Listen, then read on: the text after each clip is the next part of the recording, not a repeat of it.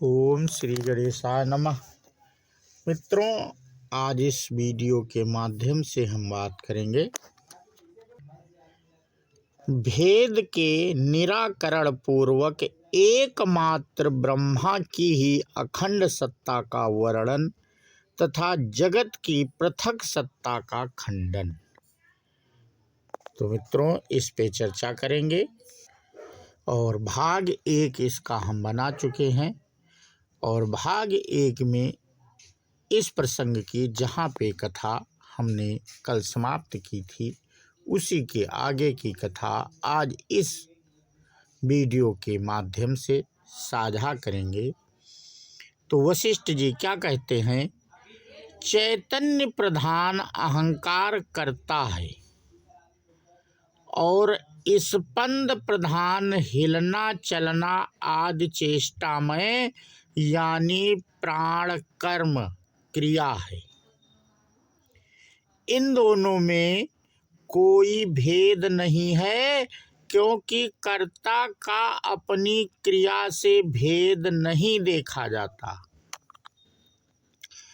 चित्त का स्पंदन मात्र ही क्रिया यानी प्राण है और उससे संयुक्त पुरुष ही जीव कहा गया है। इस प्रकार जीव और जगत में भी भेद नहीं है। कारण कार्य कारण आदि भाव रूप चेतन जगत आत्मा से भिन्न नहीं है। वह चैतन्य प्रकाश की एक झलक मात्र है। अतः जहाँ सब भेदों का लय हो गया है वह परमात्मा ही जगत है। यह सिद्ध हुआ।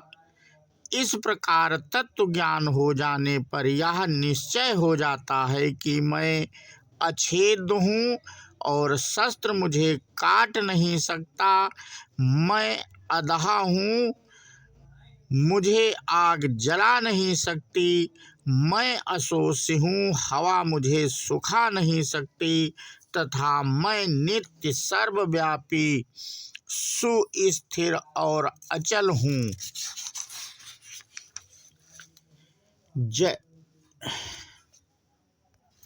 जैसे अपने भ्रम से औरों को भ्रम में डालते हुए विवादशील मनुष्य परस्पर विवाद करते हैं, उसी प्रकार जो अज्ञानी हैं वे ही इस परमात्मा के विषय में वाद विवाद करते हैं। हम लोग तो भ्रम रहित हो गए हैं, अतः हमारे लिए विवाद का अवसर ही नहीं है। ये मित्रों वशिष्ठ जी श्री राम जी से कह रहे हैं। अतः हमारे लिए विवाद का अवसर ही नहीं है। अज्ञानी लोगों ने जिसकी सत्ता को दृढ़ता पूर्वक मान रखा है वह दृश्य जगत उनकी दृष्टि में मूर्त एवं सत्य है। अतः उन्हीं की भावना के अनुसार उसमें पृथक विकार आदि हो सकते हैं, परंतु आत्मज्ञानी की दृष्टि जो निराकार असत्य एवं चिन्मय आकाश रूप है उसमें आत्मा से पृथक विकार आदि की प्रतीति कैसे संभव है। चेतन आत्मा स्वयं अपने स्वरूप में किसी प्रकार का विकार न आने देकर विचित्र आकाश के रूप में अभिभूत होता है। तत्पश्चात वह चेतन स्वयं ही आकाश जनित वायु होकर विलक्षण स्पंदन कंपन के साथ प्रकट होता है। इसके बाद जिसकी उत्पत्ति यानी चर्चा अभी की जाएगी, उस तेजस तत्व के रूप में प्रादुर्भूत हुआ चेतन स्वयं जल तत्व बनकर विचित्र विकास को प्राप्त होता है। वह जल धरती खोद कर निकाले गए कूप तड़ाग आदि के जल से भिन्न होता है, क्योंकि पृथ्वी की सृष्टि से पहले उसका उस कूप आदि से संबंध होना संभव नहीं। जल तत्व की सृष्टि के बाद वह चेतन स्वयं ही स्वर्ण रजत आदि विचित्र धातुओं से पूर्ण पृथ्वी तत्व को देवता असुर एवं मनुष्य आदि के शरीर भाव को भी प्राप्त हुआ। सदा उदित रहने वाला चेतन रूपी चंद्रमा स्वयं ही अपने विचित्र रसोल्लास से युक्त चांदनी और महान चिन्मय प्रकाश बनकर प्रकट हुआ। अपने चैतन्य स्वरूप के ज्ञान के आलोक से दृश्य प्रपंच रूपी अंधकार के नष्ट हो जाने पर वह चेतन आत्मा रूपी चंद्रमा स्वयं ही पूर्णता को प्राप्त होकर उदित एवं प्रकाशित होता है और स्वयं ही जड़तावश स्थावर आदि पदार्थों में अहम भाव करने से सुषुप्ति अवस्था को प्राप्त होता है। चिन्मय महाकाश रूप ब्रह्मा स्वयं ही अविचार दशा में स्पंदनशील प्राण आदि में आत्मभाव की कल्पना करने पर स्पंदी अर्थात संसारी हो जाता है। फिर विचार करने से मैं चेतन ही हूँ, इस प्रकार जब चैतन्य ज्ञान का उदय होता है तब वह पुनः पूर्ववत अपने स्वरूप भूत चैतन्य में ही प्रतिष्ठित होता है। यह जगत चेतन रूपी तेज का प्रकाश है, अतः ब्रह्मा दृष्टि से तो यह ब्रह्म स्वरूप है, किंतु जगत दृष्टि से यह सर्वथा अस्तित्व शून्य है।